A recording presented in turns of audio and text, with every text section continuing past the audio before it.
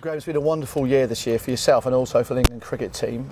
Important to be in good form and good momentum going into this much anticipated Ashes series. Well, it is, yeah. I mean, we have been in good form. When you go back to the start of the year, winning the World 2020, that most people seem to have forgotten to talk about in a minute, but we are world champions. And then, you know, obviously during the summer we had 3 or 4 series, including the Australian one-day series that we won. Again, people are forgetting that. Together with the Pakistan and Bangladesh series. So it's been a great 12 months for us. Like you're saying, leading into what is arguably the biggest tour of all. I mean, something's been spoken about for quite a while now, but as you say, people shouldn't forget those series because, in fact, over the course of the summer, the different types of cricket really has allowed you to come to your best going ahead of this series that we're looking forward to now. Yeah, I mean, in all 3 forms, I think we've played some good cricket. I've been happy with my own form in those. So it's always nice when you know full well that you're going to be in the team, you're going to be performing. Certainly takes some of the extra pressures off when you're on the periphery of a team. So I've been over the moon with how I've bowled in the last 12 months and how we've played as a team. Going into the winter, I mean, we couldn't really ask for more from our form. So yeah, if we can hit the ground running and carry on as we finished off against Pakistan, then we should be in for a good trip. And since the end of the last Pakistan series, all preparations are going well? Yeah, everything's good. I've had a couple of weeks off, which has been nice. Managed to grab a 3 or 4 day holiday with the wife, which was a rarity. And she managed to put up with me for 4 days without killing me, which is even more rare. So it's nice. It's nice to see the boys again. It feels like we've only just left each other's company from Bavaria, but it's nice to be back, and I think everyone's chomping at the bit to get out there. And obviously looking into this series now, you played in the last one where of course it was really massively hyped, but what experience would you take from that going ahead into this Ashes series? Well, I mean, just the fact that we won the series is a huge thing for us. It's a huge fillip because, you know, most of the Australian team were part of that losing side, so they'll want to go out and make sure it doesn't happen again, whereas we've got those good feelings from the Oval from 2 years ago that I'll never forget. And going into Australia, knowing that we've got one over them in that Ashes and in the 2020 World Cup final and in that one-day series. So in recent competitions, we've had the better of them. So that's very good for our England team. And of course, as we stand now, England actually are rated above them in the ICC World Test rankings. We are, yeah. I wouldn't read too much into that, to be honest. I think going to Australia, they're still the hardest team to beat in their own backyard, so it's going to be a very, very tricky tour. But we've got the players and we've got the skill to hopefully combat them. Did you have much chance to catch up with the India versus Australia series recently? I saw 3 balls actually. Now I'm not a great cricket watcher when I'm at home. It bores me to tears, to be honest. If my mates aren't playing or if my team aren't playing, I'd rather be on the golf course or watching Newcastle get beaten. Understandable.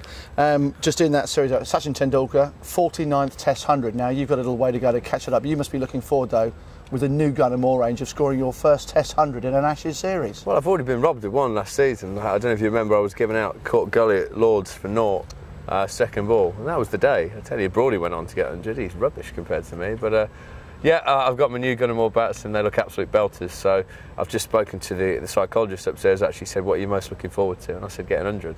And he laughed. I said, what are you laughing at, you fool? So yeah, I'll be getting my first 100. First two, probably 2 or 3 within the series if things go the same way that I've been dreaming. Well, the nice thing is, of course, in the England batting order, there's always a chance there for people to get runs and actually maybe move up a peg to where you probably should be in the Oh, no, I don't know about that. I'm happy to go down. I want to be number 9, to be honest. The higher up you go, the more like a batsman you have to play. It doesn't suit me. It doesn't suit my magnificent Gunn and Moores. They want to smack the ball all over the place. So I'm happy to be number 9. I'll stay there for a while, and that's where my Test 100 is going to come from. You said a while ago that you like to play with freedom, and this, of course, they say would allow you to do that. Exactly. If you're going at 9, you tend to have licence to try and wrestle initiative back or just carry on the good work of the guys before you. So 9 suits me down at the ground, and I'm hopefully going to bat there. Okay, well, it's been a big summer so far, and with the Ashes series coming as well. World Cup after that, already looking ahead to that, or is it something that will just be out of the mind until these Australian series is finished? Yeah, I'll be honest, I'm not even thinking about the World Cup, to be honest. All summer we weren't supposed to be thinking about the Ashes, but I have been. But the World Cup, at the minute, it seems to pale into insignificance after this Ashes series. I'm sure it'll be massive when it looms on the horizon, but for now, yeah, I'm not even giving it 2 thoughts. It's all about Brisbane. One series at a time, as you say. Just going back though, over the course of the year, where you say the different forms of cricket, how would you say that's helped your own personal development within sort of the types of bowling required for types of matches? I think just the older you get, the easier it is to adapt because you've done it a lot more. You've been in those situations. I feel sorry for the young lads these days, the young bowlers especially, because going from a 4-day game, 5-day game into a 20-20, then a 40 over 50 over game, it's not easy. The beauty of being a bit long in the tooth is that you've been there before, so you know what to expect, and your body adapts a lot quicker. So I'm just happy that I'm nearly over the hill, because it's made it a lot easier for me recently. The young lads, of course, we're here at Loughborough today, testing on the bleep test, the renowned bleep test. 13.8, I believe you scored. Pretty happy with that? I'll take that. I didn't get that, but I'll take it. I've passed with flying colours, which I'm happy about. I don't try and keep up with these young lads. Like I say, I'm the wrong side of 30. My hair's going grey, so I let these young punks go and post all the big numbers. But I'm holding my own. Brilliant. Okay. Well, if you were to look ahead with it, what you'd be happy as a series score line? Any ideas yet, or just I'd be happy with winning the series, to be honest. I'd be ecstatic if we won 3-0. I'd be over the moon if it was 4-0, and I don't know what I'll do if it's 5-0, but you'll probably read about it on the front pages.